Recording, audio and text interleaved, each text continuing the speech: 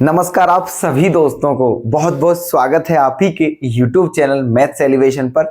और मैं अजय कुमार आपकी सेवा में आ चुका हूं दोस्तों। तो प्लीज़ आप सभी आ जाइए और देखिएगा हम जो प्रश्न आपके लिए लेकर के आए हैं, ठीक है, वो कितने इंपॉर्टेंट हैं। ठीक है, चलिए तो देखना आज का पहला क्वेश्चन हमारा क्या है।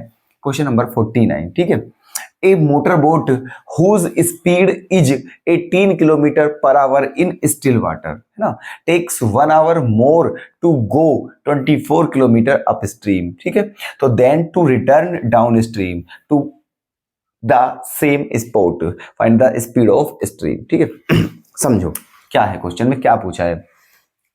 क्वेश्चन में ये कहा है कि एक मोटर बोट है ना, एक नाव समझिए आप, मोटर बोट ऐसा समझ लीजिए कोई नाव है। ठीक है, उसकी स्टिल वाटर में, स्टिल वाटर मतलब होता है, ठीक है, स्थिर जल में। ठीक है, वाटर बिल्कुल रुका हुआ पानी है, ना ही इधर बह रहा है ना ही इधर। ठीक है, किधर भी कोई सी भी डायरेक्शन में फ्लो नहीं कर रहा है, वाटर स्टिल है, वो बिल्कुल स्थिर है। ठीक है, उसमें जो मोटर बोट की स्पीड है वो कितनी है, 18। ठीक है, और फिर ये भी कहा है कि अगर पानी बह रहा है, ठीक है, तो जब वो पानी के विपरीत जो वाटर है उसके अपस्ट्रीम, उसके विपरीत दिशा में जो टाइम लेती है, वो उसकी दिशा में जाने में उससे जो टाइम लगता है उससे 1 घंटा कम लगता है। ठीक है, तो बताना है कि उसकी स्पीड कितनी है ना। चलिए, मैंने आपको पहले भी बताया होगा दोस्तों, ये चैप्टर मतलब जो है, ठीक है, कि मोटर बोट की स्पीड कहे, किसी प्यूपिल जो है, लोगों, किसी भी मतलब व्यक्ति की स्पीड कहे, ठीक है, तो उसकी स्पीड क्या मानते हैं, एक्स, और स्ट्रीम की स्पीड क्या मानते हैं, वाई।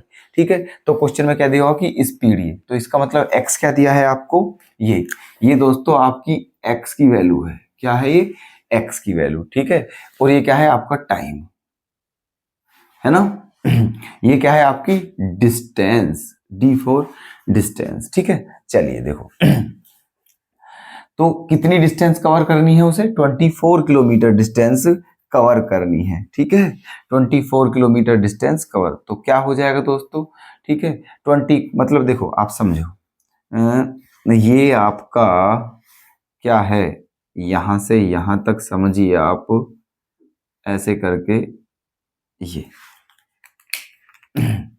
और यहां आपका क्या है दोस्तों, वाटर, है ना, ये ऐसे, है ना, ये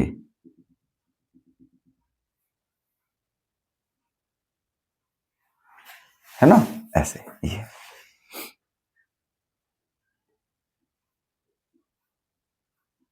बात समझ में आई।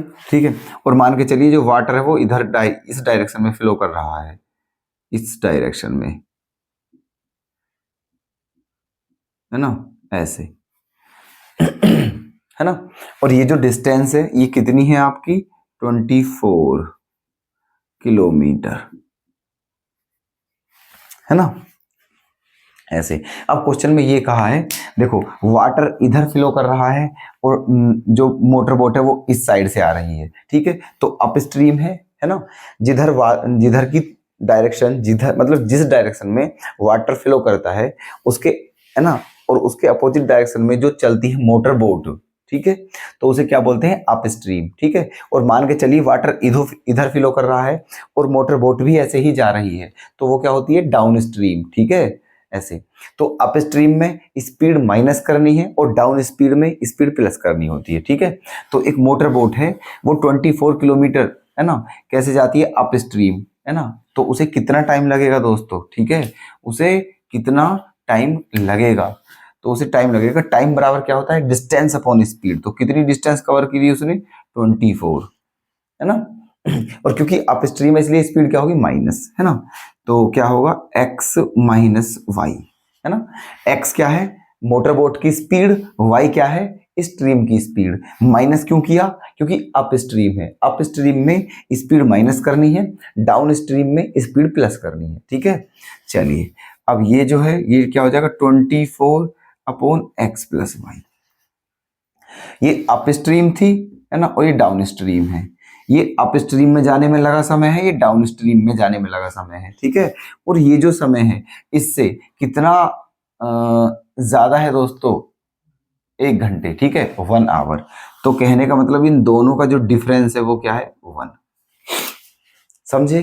ठीक है। अब देखो क्वेश्चन में पहले से ही क्या दे दिया, x की जो है वो 18 है, तो x क्या दिया हुआ है 18, इसके प्लेस पर आप क्या रख सकते हो 18, ये आ गया है आपका। ठीक है, ऊपर से क्या ले लें 24 ले लेते हैं कॉमन, ऊपर से बच क्या जाएगा 1/18 माइनस वाई, है ना, minus 1/18 plus Y equals to 1 hour, है ना।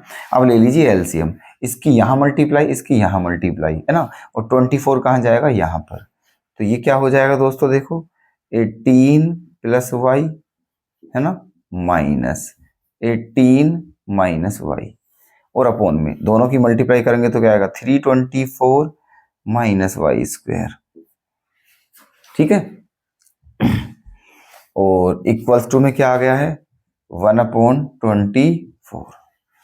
ओके, अब देखो, अब आप ब्रैकेट को क्या कर दीजिए ओपन, है ना, ब्रैकेट को ओपन कर दीजिए, ये ब्रैकेट हमने ओपन कर दिया है तो साइन क्या हो जाएंगे चेंज इसके, है ना, तो ये नेगेटिव है तो ये क्या हो जाएगा आपका पॉजिटिव, ऐसे हो जाएगा, है ना। अब देखो तो 18 से 18 क्या हो जाएगा कैंसिल, ऊपर क्या बचा y और y 2y, ऊपर बचा y और y 2y, और नीचे क्या बचा 324 माइनस वाई स्क्वायर, है ना, इक्वल्स टू 1/24, ऐसे करते हैं मल्टीप्लाई, है ना, तो क्या आ जाएगा दोस्तों 24 टू जा 48, 24 टू जा 48 Y is equals to 324 minus Y square. Okay, आप इसे ले आइए इधर, इसे ले आइए इधर, तो क्या हो जाएगा ये Y square plus 48 Y minus 324, और इक्वल्स टू में क्या बचा 0। ठीक है, यहां तक कोई दिक्कत है ना। चलिए अब इसके क्या करने हैं आपको फैक्टर, ठीक है, तो इसके फैक्टर क्या करें, मल्टीप्लाई करने पे क्या आना चाहिए 324, और प्लस करने पर क्या आना चाहिए 48।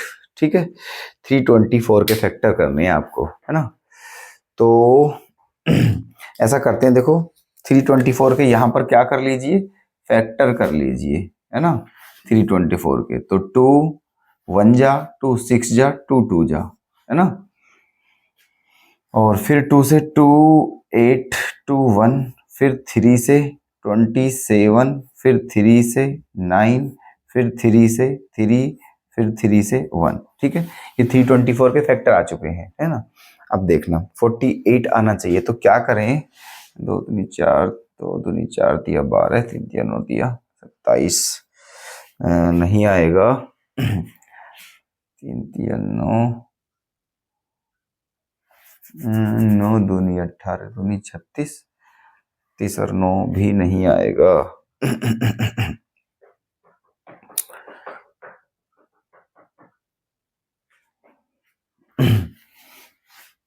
बस इनके कितने हैं 1 2 3 4 5 6 डिजिट हैं, इनके 2 पार्ट करने हैं बस, है ना। तो देखो 9 नहीं आएगा, 3 3 9 27, 54। देखो ये आ रहा है दोस्तों, क्या आ रहा है देखो 3 3 जा 9, 9 3 जा 27, है ना, और 27 2 जा 54, और 3 2 जा 6, ये आ रहे हैं 54 और 6, क्योंकि 54 में से जब आप 6 माइनस करोगे तो 48 ही आएगा। ठीक है, तो इसके फैक्टर क्या आ चुके हैं y प्लस 54 और y माइनस 6 इक्वल्स टू 0। ठीक है, ये आ गया है। अब आपको बताना क्या है दोस्तों, find the speed of stream, इस स्ट्रीम की स्पीड बतानी है आपको। स्ट्रीम बोले तो ठीक है, जो वाटर है, और वाटर की स्पीड क्या मानी थी हमने पहले से ही y, है ना, वाटर की, तो y की वैल्यू ही बतानी थी। अब यहां से देख लो, अगर आप इसे 0 के बराबर रखते हो तो यहां से ये क्या आएगी, नेगेटिव। स्पीड कभी नेगेटिव नहीं हो सकती। जब आप y-6 को 0 के बराबर पुट करते हो तो y की वैल्यू क्या आ जाएगी, 6, और यही क्या हो जाएगा आपका आंसर, 6 किलोमीटर पर आवर। ठीक है, तो ऐसे करना था क्वेश्चन। बहुत इंपॉर्टेंट कंसेप्ट है ये, ध्यान रखना आप। ओके, ठीक है, समझ तो आ गया है ना। चलिए नेक्स्ट क्वेश्चन पर आते हैं। क्वेश्चन आपके सामने लिखा हुआ है दोस्तों, पढ़िए और समझने का प्रयास कीजिए। इसको क्या करना है, सोल्व करना है और x की वैल्यू आपको निकालनी है। और क्या दिया हुआ है कि जो a है वो b के इक्वल नहीं है, और ये दोनों ही किसके इक्वल नहीं है, 0 के, और x 0 के बराबर भी नहीं है, और x के प्लेस पर -a+b भी नहीं रख सकते हैं। ठीक है, तो चलो एक काम करते हैं, यहां से क्या करते हैं, क्या है वो काम। देखो इस 1/x को इधर ले आते हैं। ये क्या है हमारा 1/a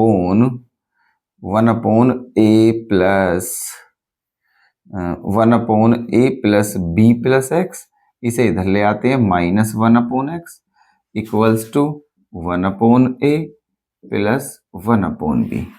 ओके, अब क्या करें, यहां से लोगे आप एलसीएम, है ना, तो इसकी यहां मल्टीप्लाई होगी, इसकी यहां होगी, तो इसकी यहां पर होगी तो क्या हो जाएगा x माइनस, इनकी यहां पर होगी तो क्या हो जाएगा -a -b और -x, और नीचे क्या आ जाएगा x into a plus b plus x, और ऐसे यहां पर भी एलसीएम लेंगे तो क्या हो जाएगा b प्लस a और अपोन में ab, है ना। अब देखो अब क्या है, ये x से x क्या हो गया है कैंसिल, यहां से क्या कॉमन ले ले, माइनस, तो क्या आ जाएगा दोस्तों b प्लस a, और अपोन में क्या है, मल्टीप्लाई कर दो अंदर, है ना, तो क्या हो जाएगा, देखो x की यहां मल्टीप्लाई करोगे तो क्या हो जाएगा x², यहां करोगे तो क्या हो जाएगा ax, प्लस यहां पर करोगे तो क्या हो जाएगा bx। कोई दिक्कत यहां पर, ठीक है, ये आ गया है, इक्वल्स टू में क्या है ऊपर b प्लस a और नीचे क्या है ab। अब देखो b प्लस a से b प्लस a क्या हो गया है कैंसिल, कितनी बार, एक बार, है ना। अब जो बचा है उसकी कर दीजिए मल्टीप्लाई ऐसे, है ना, तो जब इसकी मल्टीप्लाई करोगे तो क्या आ जाएगा x² plus ax plus bx equals to -ab, है ना, ये आ गया है। अब इस -ab को आप इधर ले आओगे तो ये क्या हो जाएगा दोस्तों, प्लस ab हो जाएगा, ये हो जाएगा प्लस ab, और इक्वल्स टू में क्या आ जाएगा 0। अब इसको क्या करने हैं आपके फैक्टर, देखो तो इन दोनों से क्या कॉमन दिख रहा है आपको x, तो क्या बच जाएगा x प्लस a, प्लस यहां से क्या कॉमन है b, तो क्या बच जाएगा x plus a equals to 0। तो क्या आ चुके हैं फैक्टर, x प्लस a और x plus b equals to 0। ठीक है, अब एक बार इसे 0 के बराबर रखिए, आप इसको 0 के इक्वल रखिए, है ना, इसे, तो जब इसे आप 0 के इक्वल रखोगे तो x की वैल्यू क्या आ जाएगी -a, और जब आप इसे 0 के इक्वल रखोगे तो x की वैल्यू क्या आ जाएगी -b, और यही आपके आंसर हैं। ठीक है, ये हैं आपके आंसर, है ना। तो दोनों क्वेश्चन बहुत इंपॉर्टेंट थे, प्लीज हम बार बार बता रहे हैं आपको, विश्वास करें हमारी बात का, ठीक है, हल्के में बिल्कुल ना लें, ठीक है, तो नोट कर लेना। ओके, बेहतरीन प्रश्न है, बिल्कुल जानदार क्वेश्चन, ठीक है। चलिए कल फिर मिलते हैं आपसे बेहतरीन प्रश्न के साथ, धन्यवाद।